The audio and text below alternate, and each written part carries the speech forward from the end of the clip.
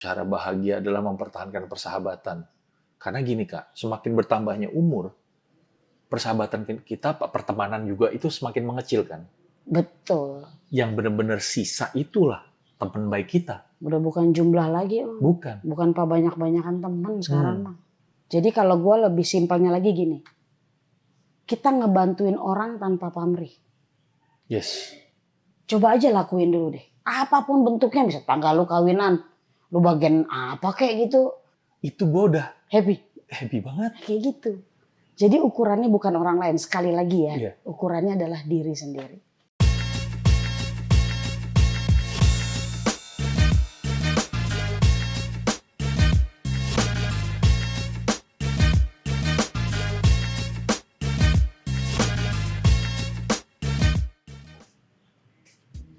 Ngapain Om? Lagi cek foto nih dari yang kemarin. Foto apaan? Foto-foto kemarin, iseng, set-set gitu. Keren lagi bengong aja Dukmong. Iya emang. Nih, coba deh. Lu bayangin deh. 2025. Kan udah 3 bulan nih Kak masuk. Kenapa gue ngerasa kayak belum happy ya? Itu yang lu rasain? Kayak susah banget happy gitu. Kenapa ya? Padahal banyak loh orang-orang yang bukan mimpi, pengen 2025 bisa lebih bahagia. Gue mikir diri sendiri, lah kenapa gue juga belum ya? Oh gitu. Iya.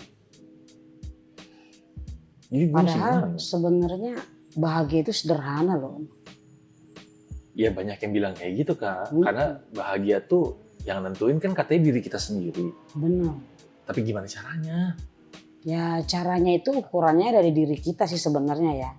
Salah satunya itu ya bagaimana kita mempertahankan persahabatan. Like you and me. Wih, yeah. Kita tos dulu nih. Biar nggak selek. Biar nggak selek. Tapi masuk akal sih kalau lo bilang salah satu cara bahagia adalah mempertahankan persahabatan.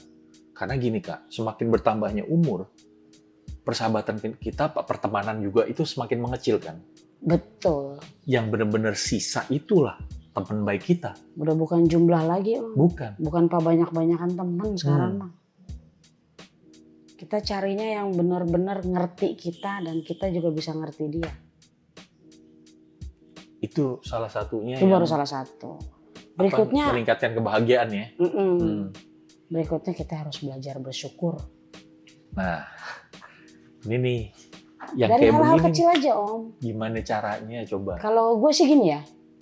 Contoh simpel lagi nih. Gue tuh kalau bangun tidur selalu bilang begini. Alhamdulillah, terima kasih ya Allah. Pagi ini masih bangun. Badan dirasa juga masih sehat. Itu baru salah satunya Om. Sesimpel itu ya? Sesimpel itu. Oke. Setelah itu gue berdoa untuk aktivitas di hari itu. Iya, jadi gue bersyukur dulu tuh. Gue ngucap alhamdulillah dulu. Dan bener-bener ngerasain fisik gue enak. Dia bangun tidur kan seger Om. Bener, apalagi kalau kita tidurnya memang cukup ya. Kecuali, nah gini kan. Kalau misalnya kita lagi banyak problem. Boro-boro tidur enak. Mau tidurnya susah. Iya, karena kepikiran. Gimana caranya supaya kita nggak kepikiran banget? Supaya kita bisa yang tadi lo bilang, bangun bersyukur. Itu gimana Kak? Jaga kesehatan fisik dan mental sebetulnya. Kesehatan fisik sama mental kita. Iya. Nah sekarang kan banyak tuh orang-orang yang kena penyakit mental gitu-gitu kan. Iya. Terus fisiknya juga lebih gampang, orang-orang istilahnya jompo. Loyo sebelum waktunya. Jadi jangan kemakan standar sosmed ya. Jangan kemakan standar sosmed lah. Ya di semua hal ya Om. Karena gini Om. Banyak gue lihat nih kawan-kawan gitu ya. Bahkan saudara-saudara. Itu mudah banget terpengaruh sama sosmed. Karena kebanyakan katanya nih, emang udah tergantung hidupnya sama sosmed. Nah, ada yang lucu Om. Apa nih? Dia baca status temennya. Dia kesinggung Om. Gimana? Jadi Dia baca status temennya. temennya nih, anggaplah story lah Iya, gitu. Dia tersinggung. Lah kenapa? Dia ngerasa kayaknya itu buat dia. Padahal giliran gue lihat kagak ada nama dia. Nggak di-tag ke dia juga. Iya. Nggak di-mention ke dia juga. Itu. Nah ini nih, baperan. Lah, baperan? Iya. Berarti cuma gara-gara masalah itu doang? Itu. Tuh kan, balik lagi dong Kak sebenarnya. Yang namanya mencari bahagia, yang katanya sederhana itu balik lagi ke mindset kita dong. Jangan baperan main sosmed. Silahkan bersosmed. Ya mungkin ada yang dengan sosmed dia jadi bisa ketawa, ya kan? Iya benar. Dengan sosmed yang tadinya nggak tahu dia jadi tahu. Ada yang terinspirasi. Ya kan? Benar. Ada yang kesel. Karena keselnya gini, lo posting ini gue nggak di-tag-in nih. Ada juga yang gitu. Kan ini postingan bagus nih, tapi gue nggak di-tag-in. Iya. Ya intinya itu ya. Salah satunya jangan kemakan standar sosmed lah Om. Jangan gara-gara sosmed lo jadi sedih, lo jadi kesel gitu. Harus bisa ngebawa diri kita. Nah, ini juga yang terjadi di anak-anak Gen Z, Kak. Mereka itu berat banget.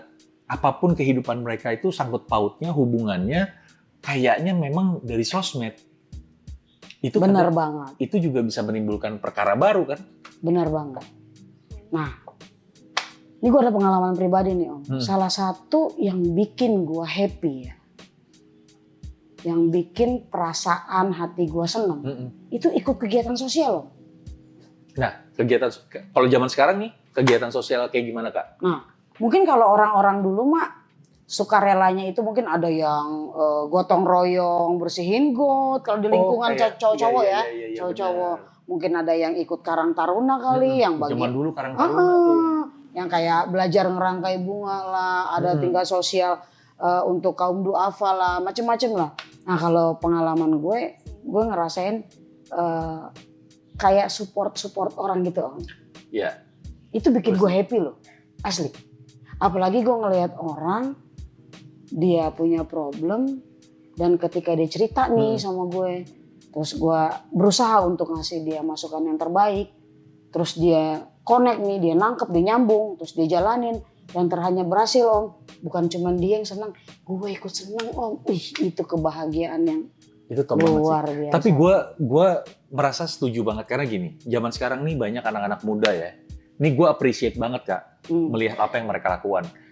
Ada Pandawara Group yang ngebersihin sungai, kali, semua daerah-daerah yang terdampak sama sampah. Terutama di gotnya, di kali besar, di sungai, itu dibersihin sama dia. Itu kan salah satu kegiatan sosial sebenarnya. Benar banget. Terus juga kayak misalnya ini, ikut serta dalam penanggulangan penggunaan plastik. Jadi say no to plastik gitu. Gantinya go green lah gitu go ya. green. Itu juga salah satu yang bisa meningkatkan kebahagiaan dong, kegiatan sosialnya. Apapun sebetulnya ya. Iya. Jadi kalau gue lebih simpelnya lagi gini. Kita ngebantuin orang tanpa pamrih. Yes. Coba aja lakuin dulu deh. Apapun bentuknya, bisa tanggal lu kawinan. Lu bagian apa kayak gitu. Ini, partisipasi ya kan. Jadi MC misalnya. Misalnya. MC malam pertama. Wih. Itu juga bantuin tetangga kan. Bantu banget. Itu yang ada, kita bahagia, tetangga kita yang kebahagiaannya bubar kayaknya. Ya, tapi bener sih Kak, yang namanya kita menolong itu harus dengan tulus ya. Tanpa ada timbal balik yang kita harapin gitu kan. Makanya dulu gue banyak juga tuh Om, uji-uji coba gitu ya. Kayak misalnya teman-teman butuh support apa. Kalau memang waktunya memang gue bisa gitu ya. Walaupun cuma katanya, bantuin gue dong, gue mau acara nih di rumah butuh support tenaga banyak gitu. Gue ngumpulin kawan-kawan nih supaya bantu-bantulah di rumah. Lakuin dulu. Pokoknya plongin perasaan, emang bener-bener tulus niat pengen nolong temen gitu. Rasanya enak Om, jadi walaupun capek. Gue jadi inget nih sama yang lo ngomongin ya. Sama beberapa hal yang gue lakukan sesuai dengan pekerjaan gue. Selain sebagai penyiar radio, gue juga nge-MC gitu ya. Nah, gue beberapa kali dikontak sama satu sebuah community lah ya untuk Down syndrome, anak-anak yang Down syndrome. Iya. Selalu bilang, Mas Arsya mau ada acara Down syndrome charity lagi, bisa join nggak? Oh bisa gitu. Gue pasti MC tuh sama mereka. Itu gue tidak mengharapkan apa-apa, gue hanya membantu mereka dan sesudahnya, ya memang Kak, itu ada rasa lega di hati kita. Iya. Kayak mereka seneng, kita bikin tambah seneng lagi gitu.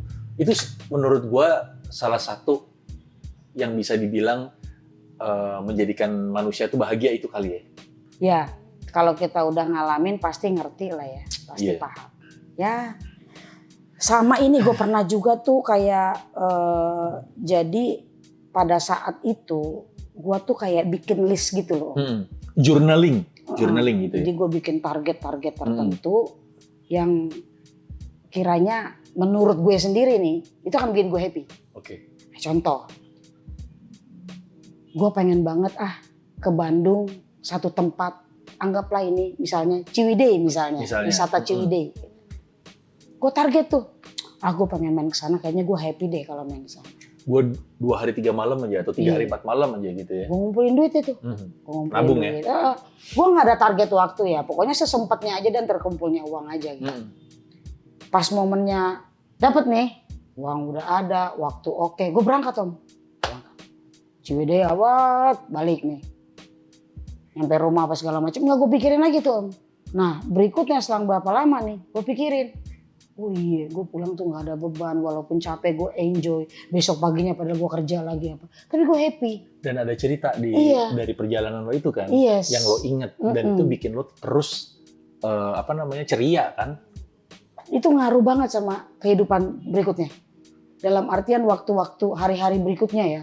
Jadi gue berangkat kerja nih, walaupun kemarin baru pulang dari Bandung, capek lah istilahnya gitu. Tapi lo seneng enjoy. Gitu.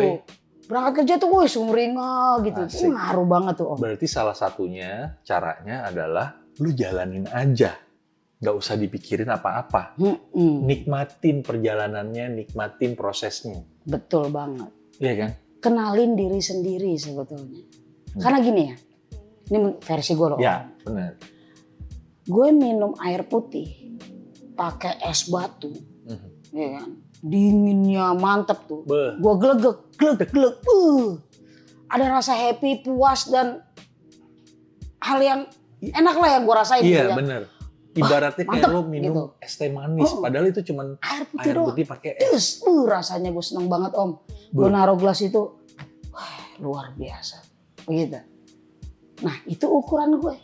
Sementara bisa jadi lu harus es teh manis Om. Baru lu bisa ngerasain kebahagiaan yang sama. Gitu. Padahal sama-sama jadi aja. Jadi ukurannya bukan orang lain.